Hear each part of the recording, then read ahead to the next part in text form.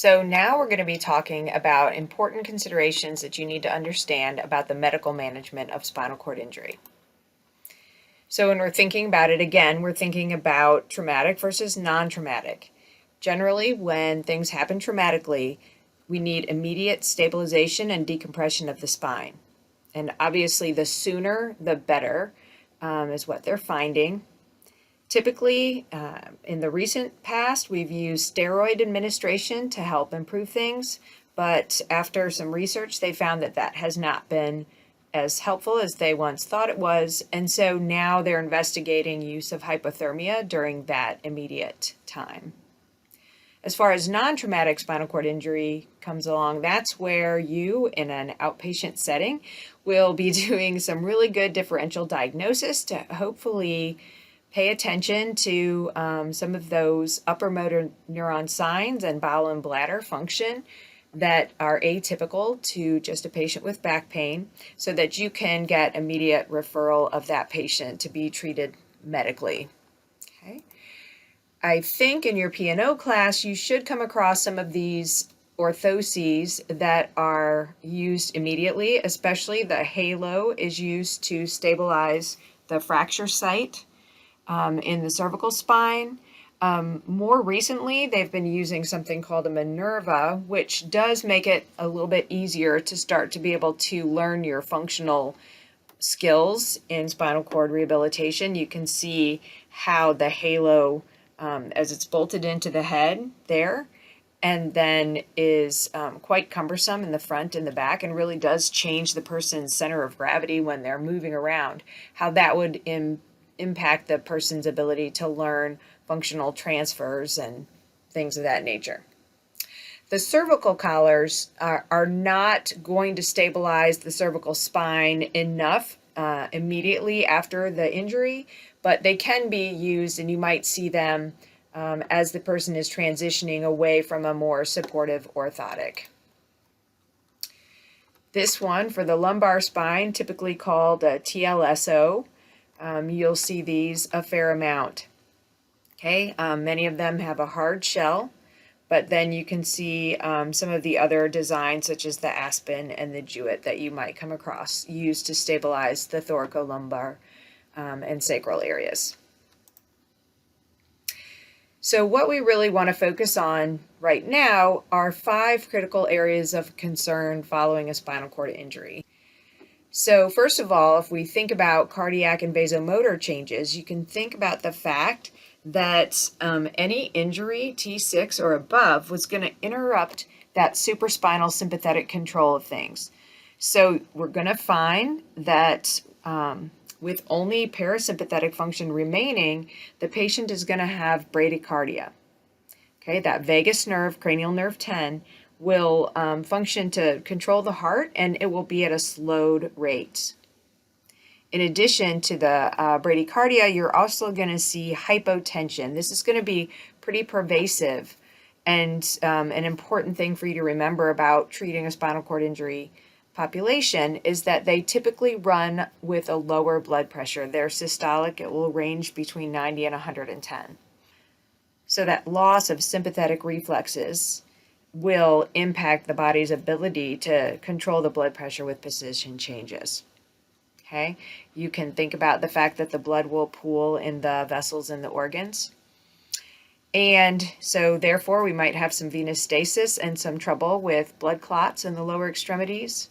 So thinking about both the hypotension and the risk for DVT, most of our patients will be wearing some sort of compression in the lower extremity, compression stockings.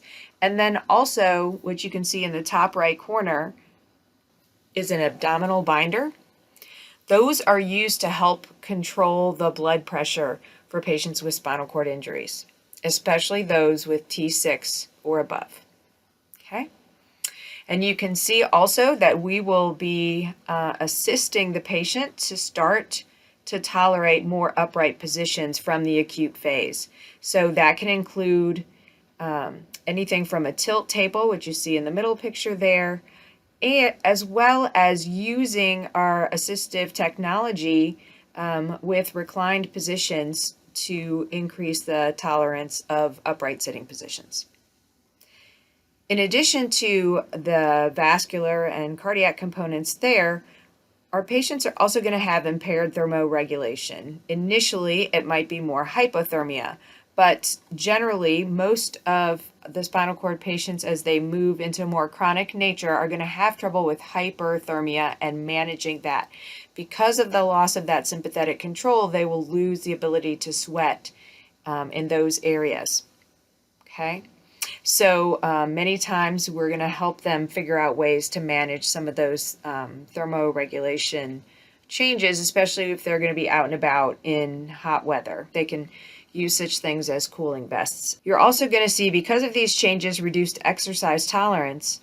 But one of the most important things for you to know and understand, both for this class, any treatment that you do, as well as the boards, is autonomic dysreflexia. So we're going to focus on that for a minute. Again, this autonomic dysreflexia is most important if the spinal cord injury is above T6.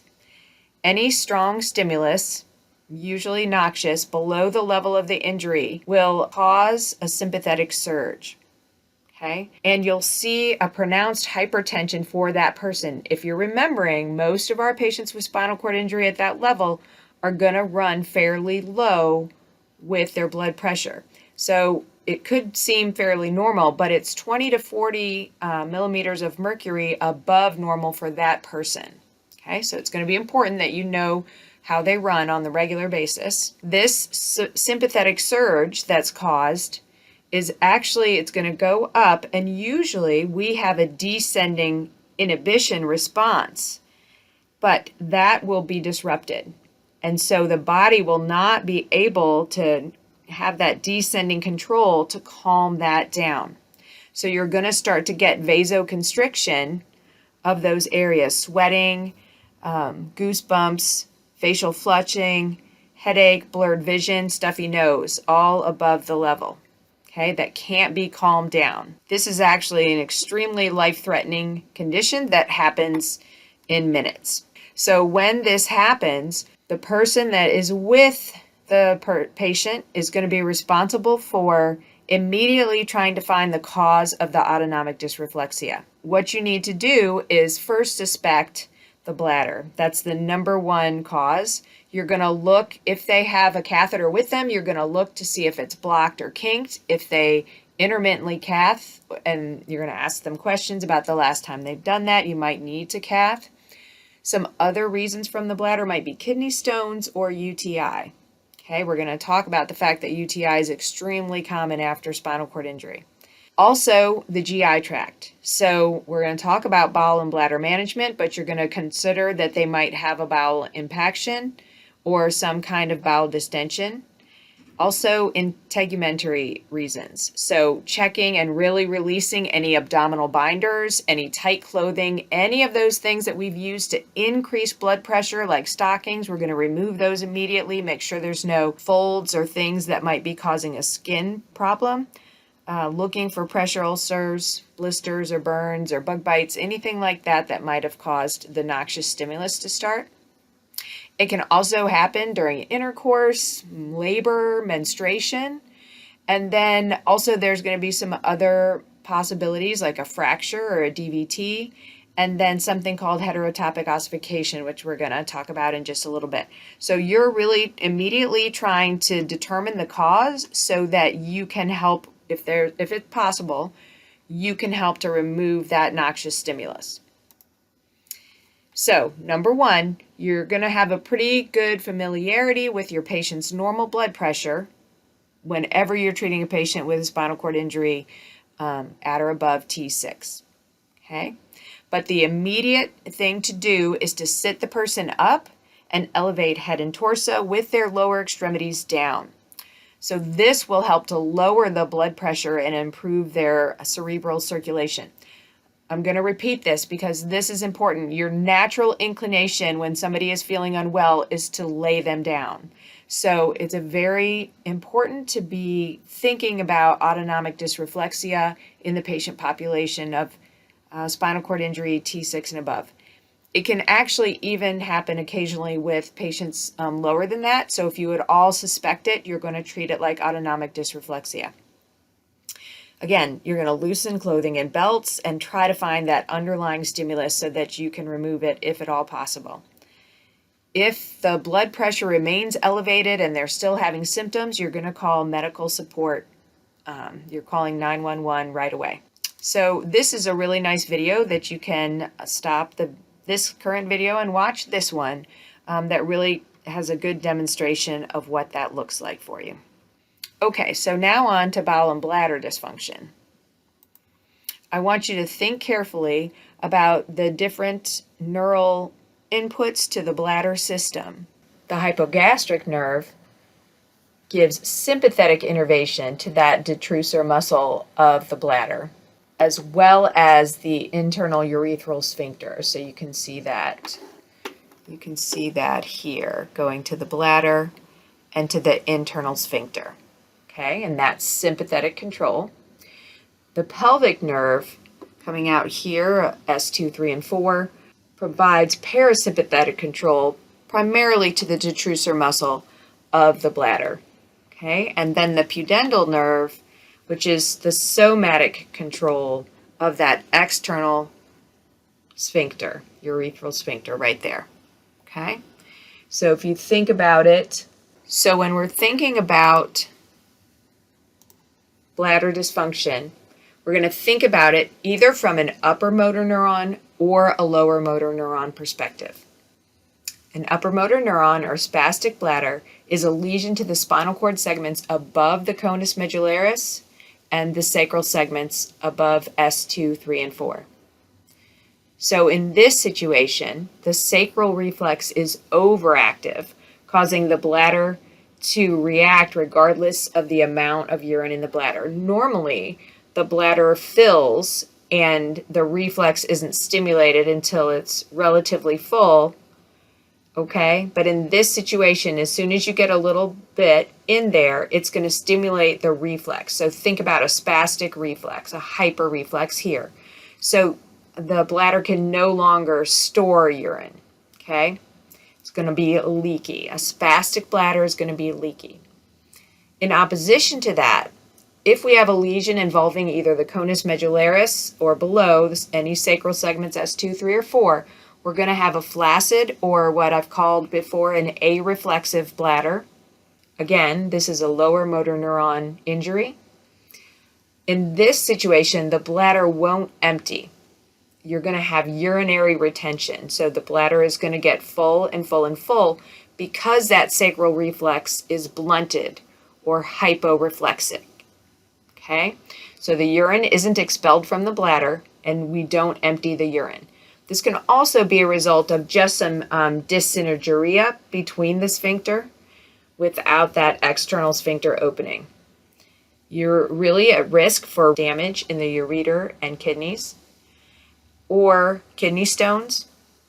And again, as I've mentioned, a UTI is very common following spinal cord injury due to these disruptions. So now we're going to think a little bit about the bowel dysfunction. It's a little bit similar. If you have a spastic bowel, again, above S2, an upper motor neuron spinal cord segment, you're going to get reflexive defecation. So even when there's a little bit of stool, it's going to empty. Okay? In this case, the primary strategy is to use suppositories or digital stimulation to initiate the peristalsis when you think it's appropriate. So generally it happens at a certain time after meals. They can also add using a Valsalva or abdominal massage. In an injury to S2 to S4 spinal cord segments, the conus medullaris or the cauda equina, we're going to have a flaccid or areflexic bowel. Again, this is a peripheral nerve injury. We're thinking lower motor neuron. So the bowel won't reflexively empty. Instead, you're going to have constipation and possibly, if it goes on long enough, bowel impaction. Okay. In this case, you're going to need to use manual evacuation and some gentle Valsalva maneuvers. Again, we're going to have some nursing help with these sorts of things, but this is important for you to understand that this is a component of your patient's treatment and to be thoughtful of it and work around it with your schedule. Bowel dysfunction is extremely embarrassing for patients, and so just adding a layer of understanding is super helpful here, as well as talking to them about scheduling and things like that. Again, one more thing we're considering with autonomic dysreflexia is any impact from the bowel or bladders. Okay, we're going to move on to respiration. So I want you to think about, for somebody with tetraplegia, which position is better for breathing, supine or sitting. So we're going to think about that as we talk about how respiration is controlled. So if we look here, we're going to be thinking about the diaphragm on C3, 4, and 5, right? C3, 4, and 5 keeps the diaphragm alive, keeps the person alive. So that's going to be our main muscle of respiration. Okay, so thinking about that from an upper, a high tetraplegic level. And then we think about the next layer of breathing muscles are the intercostals, T1 through T11. Okay, and those are going to function both on an inspiratory and an expiratory function, right? And then our third layer is the abdominal muscles, okay, here. So we can think about that from the perspective on the right hand of the screen, from the perspective about the level of injury and how those might be progressively lost. So when we think about those effects of respiration, we can see that a complete lesion of C4 and above will leave the diaphragm paralyzed, and that person is going to need to be dependent on a ventilator. Okay? They won't have a cough at all because those abdominal muscles, the lower portion, is really important for forceful expiration during a cough. So for both paralysis of the diaphragm with a complete lesion, C4 and above, and paresis of the diaphragm with more of an incomplete lesion anywhere between C2 and C4 and 5, they may need a ventilator, and we're going to be concerned about watching for what's called paradoxical breathing pattern. Okay? On the next slide, I've got a little video for you to watch to understand what paradoxical breathing pattern looks like and to understand why it's there, and that it is really a sign of possible impending respiratory distress. Okay, so it's something to watch out for, but that's why this population is really going to be dependent on a ventilator or may occasionally need a ventilator. Okay, so paradoxical breathing is going to be something that you're going to be needing to watch out for. If we think about paralysis or paresis of the intercostal muscles or the abdominal muscles, which can happen in either a complete or an incomplete spinal cord injury, anywhere from C5 through to T11, and obviously more damage the further you go down. Their cough is going to be extraordinarily weak, especially with upper thoracic injuries above T5. Okay, so you're thinking about that T6 to T12 is where the abdominal muscle innervation comes in. And you also, because of that, have a lack of that abdominal support around that area holding your internal organs in. Okay, a ventilator is usually not required in this population unless certain complications might arise. But you need to know, depending on the amount of those abdominal muscles that can help forcefully cough, you may need to be teaching the patient, or someone needs to be teaching the patient, an assisted cough. And I've included a little link there if you'd like to see somebody teaching an assisted cough. So you can get a look at the video from paradoxical breathing if you would like. And then now let's come back to our question about which position a person with spinal cord injury can breathe better in. A supine position allows gravity to pull the abdominal contents back, and it allows for weak contractions of the diaphragm to help expand that thorax for inspiration. So even if the diaphragm is a little weak or any of the other muscles are weak, that supine position can help. And you see here that not only do we use an abdominal binder to help with hypotension, but it also helps for that abdominal laxity for people with tetraplegia. And you can see that in a sitting position, it would help to hold those internal organs in a little bit, provide some stability there, as well as help them breathe a little better. So thinking of the two reasons for an abdominal binder, both hypotension and to help hold the contents of the diaphragm in. The other important thing to think about is skin integrity, especially in this acute phase where you can see here, we're probably having to keep the patient fairly immobile during this phase, and they also are lacking some sensation most likely. Okay, so they're at high risk of developing a skin problem, and this risk is increased either with tracheostomy, any prolonged recovery following that surgical decompression, or low arterial blood pressure. And this is even in most of these are areas that we're used to thinking about problems with, the sacrum, coccyx, ischium, greater troch, heels, all those we're pretty used to thinking about. But in this case, we're even cluing into places like head and ears, scapula, elbows, and knees that can get skin problems as well. As they move through the rehab process, they're going to be in other positions, and we need to be very attuned to this as well. So here's some nice pictures of a person in a wheelchair and how, if they're not properly positioned, they can slide forward, which will cause some shearing on the ischial tuberosities as well as possibly on the back. And then the other big thing is to think about this position in bed. We don't want to have the person inclined past 30 degrees for more than 20 minutes. What's going to happen is you're going to see more of that sliding down and shearing, possibly on the sacrum or the scapula or the spine. We need to really pay attention to that shearing of the sacrum in the bed, not keep the head of the bed elevated for longer than 20 minutes or so.